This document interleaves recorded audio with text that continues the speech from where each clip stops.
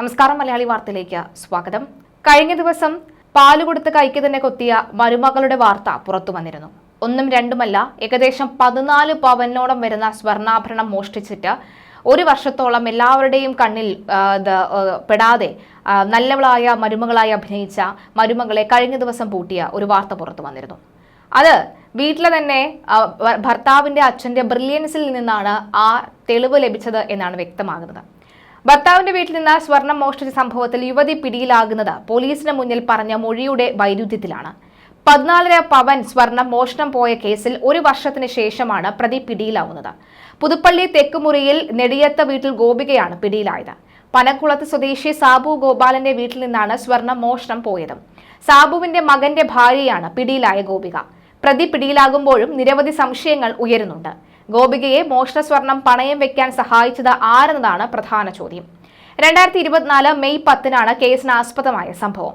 സാബുവിന്റെ വീട്ടിലെ കിടപ്പുമുറിയിലെ കബോർഡിൽ സൂക്ഷിച്ചിരുന്ന 14.5 പവൻ സ്വർണം മോഷണം പോയതായി കുടുംബം പോലീസിൽ പരാതി നൽകിയിരുന്നു.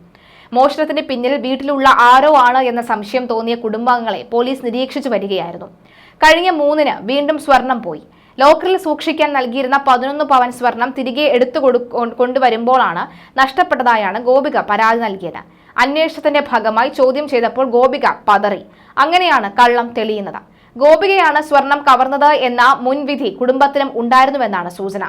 സാബു ഗോപാലിന്റെ ബന്ധുവിന്റെ 11 പവൻ സ്വർണം ലോക്കറിൽ വെക്കാൻ 2 ആഴ്ച മുമ്പ് ഗോപികയെ ഏൽപ്പിച്ചിരുന്നു. ഈ മാസം 3-ാം തീയതി ലോക്കറിൽ വെച്ച സ്വർണം തിരികെ എടുക്കാൻ ഗോപിക പോയിരുന്നു.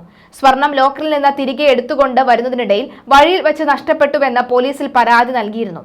ഇതിന്റെ വസ്തുത അറിയാൻ ഗോപികയെ സ്റ്റേഷനിൽ വിളിച്ചു വരുത്തി ബന്ധുക്കളുടെ സാന്നിധ്യത്തിൽ ചോദ്യം ചെയ്യുകയായിരുന്നു. ഇതിൽ വാസ്തവവിരുദ്ധമായാണ് കാര്യങ്ങൾ ഗോപിക പറഞ്ഞത്. തുടർന്ന് ഗോപികയെ സാബു ഗോപാലിന്റെ വീട്ടിൽ കൊണ്ടുവന്ന് അന്വേഷണം നടത്തിയപ്പോൾ നഷ്ടപ്പെട്ടു എന്ന് പറഞ്ഞ സ്വർണം ആ വീട്ടിൽ നിന്ന് തന്നെ കണ്ടെത്തി. ഗോപികയുടെ ബാഗിലാണ് ആ സ്വർണം ഉണ്ടായിരുന്നത്. തുടർന്ന് ഗോപികയെ വിശദമായി തന്നെ ചോദ്യം ചെയ്തു.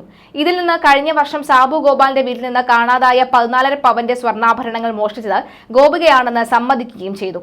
മോഷ്ടിച്ച സ്വർണം ഗോപിക ബന്ധുവിനെ കൊണ്ട് വിൽപ്പിക്കുകയായിരുന്നു. വിറ്റുകിട്ടിയ പണത്തിന്റെ ഒരു ഭാഗം ഉപയോഗിച്ച് ഗോപികയുടെ പണയത്തിൽ ഇരുന്ന സ്വർണം എടുക്കുകയും ചെയ്തു.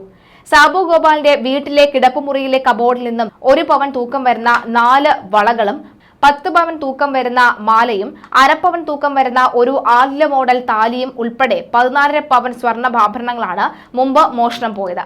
കായംകുളം DYSP ബാബുക്കുട്ടന്റെ മേൽനോട്ടത്തിൽ CI Arun Shah, SI Ratheesh Babu, ASI Jijadevi, police ഉദ്യോഗസ്ഥനായ ഷിബു എന്നിവരടങ്ങിയ സംഘമാണ് പ്രതിയെ അറസ്റ്റ് ചെയ്തത്. അമ്മായിയച്ഛൻ ലോക്കറിൽ വെക്കാൻ ആ സ്വർണം നൽകിയത് മുതൽ തുടങ്ങുന്നു ഈ കേസിലെ സംശയങ്ങൾ.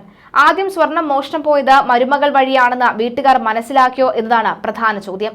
ലോക്കറിൽ നിന്നും സ്വർണം എടുത്ത് ബാങ്കിൽ നിന്നും വരുമ്പോൾ ആ സ്വർണം നഷ്ടപ്പെട്ടുവെന്ന മരുമകളുടെ പരാതിയിൽ ആ വീട്ടുകാർ സത്യം ഉറപ്പിച്ചിരിക്കണം. അതിനുശേഷം കായംകുളം പോലീസിന്റെ ചോദ്യം ചെയ്യൽ നിർണായകമാവുകയായിരുന്നു. ഗോപികയെ കുരുക്കിയത് ചോദ്യം ചെയ്യൽ മികവാണ് എന്നാണ് വസ്തുത. അപ്പോഴും മോഷ്ടിച്ച ആ സ്വർണം പണയം വെച്ചത് ആര് എന്ന ചോദ്യത്തിന് ആരും മറുപടി നൽകുന്നില്ല എന്നതാണ് മറ്റൊരു വാസ്തവം.